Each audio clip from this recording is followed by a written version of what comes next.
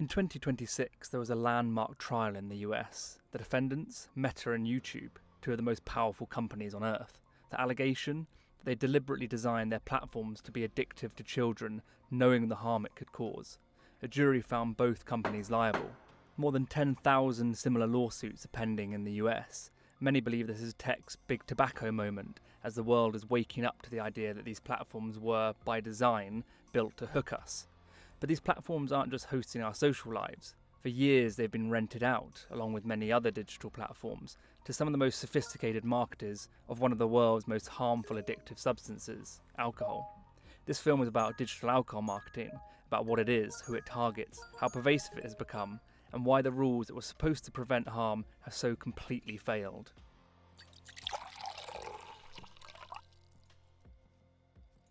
To explore the problem, we first need to understand what digital marketing actually is, and why it is so fundamentally different from previous forms of promotion. Digital marketing is marketing that occurs anywhere in the digital environment. So the digital environment is huge. So it covers things like social media is the most obvious, but it also covers ads on internet browsers, and it also covers ads, pop-up ads that come up when you're watching something. It also covers streaming services, so ads that come up on streaming services. Anything that's kind of in the digital environment where the marketing's happening, that's what we call digital marketing. Traditional advertising, a billboard, a TV commercial, shows the same image to everyone who passes by, everyone watching the same show. Digital marketing is something else entirely. It is personal, targeted, invisible to anyone but you, and powered by data. The way digital changes marketing is really, there's like two really fundamental shifts. One part of the digital is the participatory bit. So marketers are able to ask people to kind of get online and start doing things with them, like incorporating brands into their own identities, into the content that they're posting on their own accounts and so on. And then the second bit is the data-driven bit. So digital basically means that everything people are doing online is generating data, and that data is being kind of pulled into digital platforms where it's being used to train automated models that kind of refines marketing over time. The result is a feedback loop that didn't exist in traditional broadcast and print media. The more people engage, the more data is generated. The more data, the more precise the targeting. And the more precise the targeting, the more effective that marketing becomes. The digital environment, social media platforms particularly, have been designed by researchers using knowledge from addiction studies to keep people online, to keep people using their social media platform as much as possible. So when you think about smartphones have also been designed for habitual use. So they've been designed to make people want to check them and use them continually throughout the day. So you've got platforms that are designed to be addictive, hosted on devices that are also designed for habitual use. And so if you can get marketing within those platforms, it really intensifies the marketing processes that, compared to other forms of marketing. This is referred to as the Limbic platform capitalism problem, Limbic being the part of the brain involved in our behavioural and emotional responses. You have addictive products, alcohol, tobacco, gambling, being marketed inside addictive platforms on addictive devices to billions of people.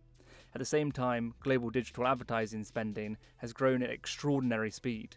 By 2025, it was predicted to exceed $600 billion, representing 60% of all advertising worldwide. Alcohol companies use this system with considerable creativity and a vast scale. It's estimated that the 6 largest alcohol companies alone spent $17.7 billion globally on marketing in 2017, with digital being their most important channel by far. Where to begin? There's a long story here. So I think firstly, alcohol brands start showing up online because they're like, wow, we can do things on the internet that we can't do in broadcast and print channels. And so, I think that they were able to do basically edgier things online by asking people to kind of represent alcohol on their own profiles, in their own social media use, in ways that were kind of really pushing the boundaries, particularly with brands that were targeting young people. Digital advertising techniques have grown to be very sophisticated. Influencer marketing, viral marketing, content marketing, product placement, augmented reality, native advertising, drinking games, online contests, and increasingly the direct integration of advertising with instant home delivery. And this is kind of, for me, the really important piece of the puzzle of what are marketers doing online now, alcohol marketers, is that they're kind of using all that data to find consumers, and then the ads are increasingly like tappable buttons. So the consumer kind of hits the button, it takes them through to a shop. Sometimes in many markets, that's kind of a home delivery service, which will get the alcohol to their door pretty quickly. And so alcohol marketers, for them, the digital channel creates this kind of like frictionless mode of marketing where you can join the targeting of the message together with the purchase, together with the delivery, all in like really seamless steps. The COVID-19 pandemic turbocharged this model. As pubs and bars closed, home delivery exploded.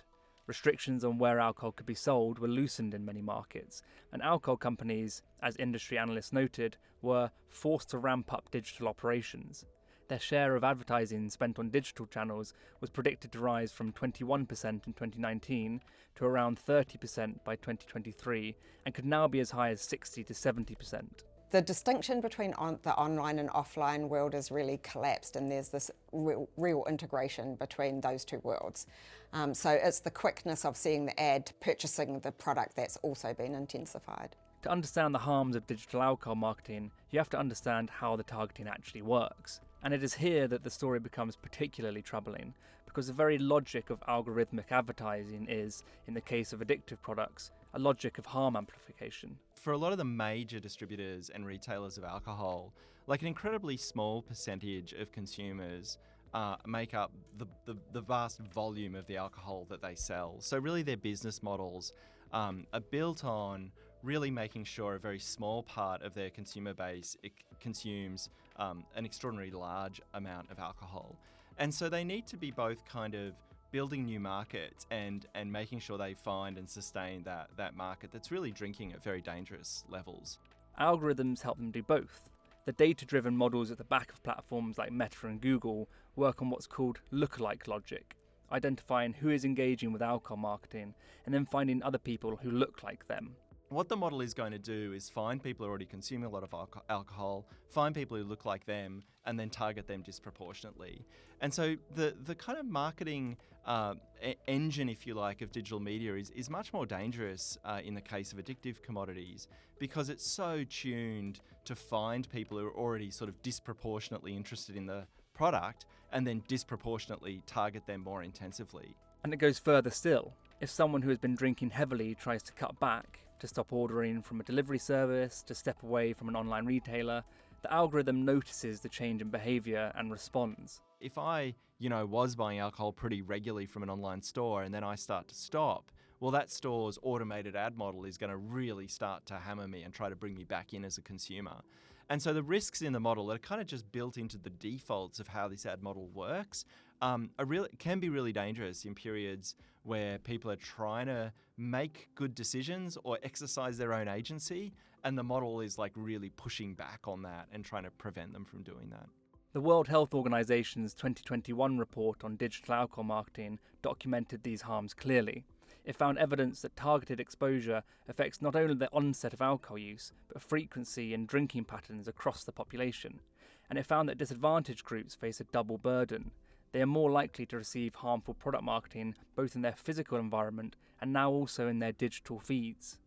There are risks for people who are really heavy drinkers or people who are in recovery. So if they're in recovery, being exposed to alcohol all the time in their social media feeds is really problematic. There are risks for midlife adults because alcohol companies are very good at marketing to particular segments of the population. So some work has shown how they're great at targeting midlife women and making alcohol there as something they can use to help them cope with the multiple demands that they're juggling at that time of life. People in recovery for alcohol dependence have spoken of feeling bombarded with alcohol adverts on social media, even when they tried to remove these ads from their social media feeds. Couldn't get this advert out my head for this pink gin, and I consequently relapsed after 15 years, and within a few months I was on a life support machine in the RVI and I nearly died. One of the gravest concerns is the exposure of children and young people. The evidence is unambiguous. Children and young people are especially at risk of harm from all alcohol marketing. Exposure affects when they start drinking, how often they drink and how much. and the digital environment has made that exposure both broader and harder to see. A 2025 Cancer Research UK report found that over a third of UK teenagers had seen an alcohol post on social media from both businesses and influencers in the past month. Recent analysis of TikTok found that the top 100 alcohol posts had 300 million views. 98% of the content portrayed alcohol positively, and a third of TikTok users are teenagers.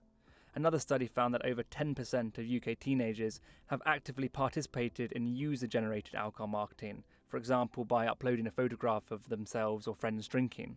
Social media is part of their everyday worlds. Like actually if you're not on social media, you are often missing out on key aspects of your life. So the thing about putting alcohol marketing into that context means that it's reaching a much wider range of young people. And it influences their attitudes around alcohol. It influences the normalisation of alcohol within society. Every major social media platform sets 13 as the minimum age of sign-up, but research consistently shows that millions of children younger than that are using these platforms, and that age verification is essentially non-existent. We know from our research and other people's research around the world that many children who are younger than 13 sign up for Facebook or Instagram or TikTok. So they are being exposed to this marketing, and they're being exposed to the placement of alcohol brands within accounts that they follow. So this includes children who are at primary school. And age-gated targeting isn't the only route. Content spreads, posts are shared, influencer videos are liked and reposted. The World Health Organization report notes that alcohol-related videos on platforms have been shown to overwhelmingly promote positive associations with alcohol, humour, glamour, camaraderie, while very rarely showing negative outcomes. Perhaps the most striking development of the last decade has been the rise of influencer marketing, estimated to be worth $480 billion by 2027, and its particular effectiveness in reaching the young. Research that we've done recently, we asked young people, 14 to 18-year-old young people, who they follow online. We looked at the 45 most popular influencers within the sample of young people, and particularly at the top 10. And of the top 10, who were, they were people like Dwayne "The Rock" Johnson, Tana Mojo, any LK Boys, Sidemen. But of the top 10 most popular within our sample, 7 had their own alcohol brands. So when they posted about their own alcohol brands, they never disclosed it as an advertisement because it was their own brand. The Rock frequently posts about his tequila brand to his 390 million Instagram followers, and Kendall Jenner pushes her 818 tequila to her 280 million followers. Based on Instagram user demographics, it's likely that tens of millions of children are served this content. A 2026 study found that of 112 celebrities who owned alcohol brands, only 1.7% flagged it as an advert, and 98% of the posts were visible to a simulated 15-year-old's account. This is the sophistication of the new model. An influencer promoting their own alcohol brand is simultaneously marketing it and evading the rules, because the disclosure requirements that apply to paid promotion don't capture an entrepreneur promoting their own product. One of the things about influencer marketing is that authenticity is really important. So if you're an influencer, you don't want to be, trying to market a product that doesn't fit with your online brand. But if it's your own alcohol, then it's completely authentic. And regulations kind of don't capture that yet. Beyond kind of traditional targeted advertising, you start to see alcohol show up in all sorts of parts of what you might think of as the creator cultures of social media. So not just influencers, but people sort of playing esports or content creators, creating like cocktail recipes and all of this kind of thing. So you see this kind of alcohol sort of, integrating itself into sort of the entertainment economy of social media in new ways. And so what they're having to really do is engage with these kind of creator cultures that are happening around esports, on streaming platforms like Twitch, on YouTube, on TikTok, and so on, and kind of find ways to incorporate their products into that production of content that's happening. Leading alcohol companies sponsor esports leagues and games, and the audience skews heavily towards children. Nielsen data shows that 37% of esports viewers are under 18, compared to 23% for traditional sports. Yet alcohol sponsorship in esports falls almost entirely outside existing advertising codes. Bud Light, Jägermeister, and Truly Hard Seltzer have all recently sponsored major esports events and teams, and it goes beyond sponsorship. A University of Nottingham study found alcohol content in 44% of the most popular UK video games, including Grand Theft Auto and Call of Duty, content that the official age rating system failed to flag at all. Teenagers who had played at least one of those games were twice as likely to have tried alcohol themselves. There's marketing in online gaming. There's also marketing in metaverses. So these are kind of online worlds where people go in and they have avatars. And researchers have now documented what that looks like in practice. In the metaverse Decentraland, Heineken built a virtual brewery with branding appearing in 17 separate places in a single scene. In Sandbox, San Matias Tequila's virtual theme park ended with a QR code taking users directly to a purchase page. This is not just a public health concern, it is a children's rights issue. We know children are being exposed to alcohol marketing across every digital platform, and we know it makes them more likely to start drinking earlier and drink more. As the World Health Organization puts it, the United Nations Convention on the Rights of the Child proclaims the right to health. In the digital sphere, this must include protecting children's health from exploitation through their online social lives. Given the scale of harm, why haven't governments acted? The answer involves a combination of institutional inertia, political caution, and the formidable power of the platforms themselves. I think what makes it so difficult to regulate is the international power of digital platforms, and I think how new they are as an institutional form.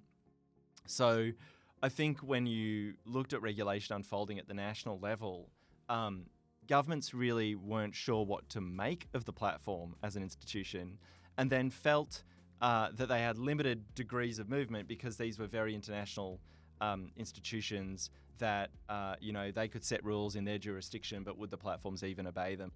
As of the latest data from member states, fewer than half of WHO European region countries had given any response about whether they had a ban on alcohol marketing on the internet and on social media. The thing about alcohol marketing is that unless we ban it completely from social media platforms, I don't see how it can be regulated. The social media platforms, they come from particular countries, and what happens on them is global. So they cross national borders. We don't even know what people see in their feeds. Nothing is transparent. So how do we even know who's seeing what when there's no transparency whatsoever? So the only way we can find out what's going on at the moment is by asking users to share their feeds with us. And I think platforms have kind of pretty proactively gone out there and tried to bamboozle policymakers. When policymakers have tried to set rules, they've tried to say, oh, you wouldn't understand, it's too complicated, it's so technically sophisticated what we do that you wouldn't understand. But platforms have near limitless technical capability to restrict what advertising reaches which users. They use this capability constantly, when they choose to or when they're paid to. A global alcohol brand can, right now, choose to run a targeted campaign in one city, but not in the town down the road. The tools exist to limit exposure to very specific and vulnerable groups. What's missing is the obligation to use them.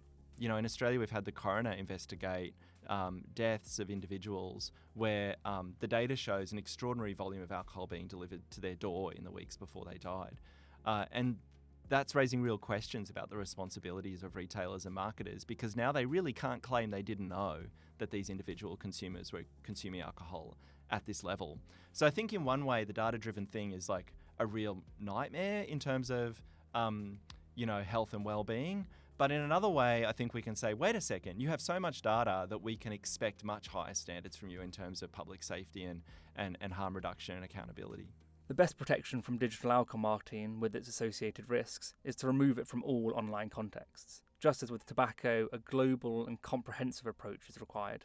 I think the policy response has to be banning alcohol marketing on social media platforms. That's, at this stage, the only way I can see that there would be any effect of a policy response. There needs to be a cross-national response to this and agreements across countries about what's going to happen. Short of a full ban, the WHO's framework sets out a ladder of measures, each one representing a significant improvement on the status quo. Governments could compel the major platforms, Amazon, Apple, Meta, Google, Microsoft, to develop technologies to measure, control and restrict alcohol marketing, requiring them to share audience and targeting data with public health bodies. Alcohol producers could be required to disclose their marketing spending, what media they use, and the demographics they reach. There are so many things that we could demand of platforms in the meantime. And And platforms cannot say it's either technically not possible or that it would be expensive to do, because it's extremely easy for them to do because they have so much data and so much control over the marketing machinery. And we see them exercise that kind of control either where they've been told to or where marketers have asked for that kind of control. So, for example, in the case of tobacco, I see no tobacco promotion in Australia because the penalties are just so steep that the platforms and the marketers make sure it never finds its way into this country. The tobacco parallel is instructive, not because alcohol is the same as tobacco, but because the regulatory trajectory is the same. It took decades, it required political will that seemed, for a long time, impossible, and when it came, it worked. Youth smoking rates fell, marketing was pushed out of the spaces young people inhabited. One of the things we really should in a sense, wake up to is that it's very easy to implement a whole range of safety measures in the digital environment because it's so protocol driven, it's so rules based, and any individual consumer can be tracked at any time means that you can really set rules that make sure all consumers are safe all of the time. In 2026, juries found Meta and YouTube liable for designing platforms they knew were addictive to children. It is a beginning, not an end. The verdict was about mental health, it was about design. But the question goes beyond what these platforms are built to do. It is also about the content within these platforms and the harms this content causes. The UK government has banned all online adverts of unhealthy food and drink with the explicit aim of protecting children, and planned to explore similar restrictions for alcohol, but these were thwarted by aggressive and coordinated lobbying from alcohol multinationals and trade groups. Alcohol causes 1 in 4 deaths among people aged 20 to 24 in the WHO European region. Almost 1 million people in Europe died from alcohol-related causes in 2019 alone, and in the years since, the industry has found the most powerful, personalised, unregulated marketing environment in human history and moved into it. The tools to act exist, the evidence is overwhelming. What remains is the political will and the collective recognition that a space designed to keep us hooked, selling a substance designed to keep us hooked, is not a problem we can scroll past.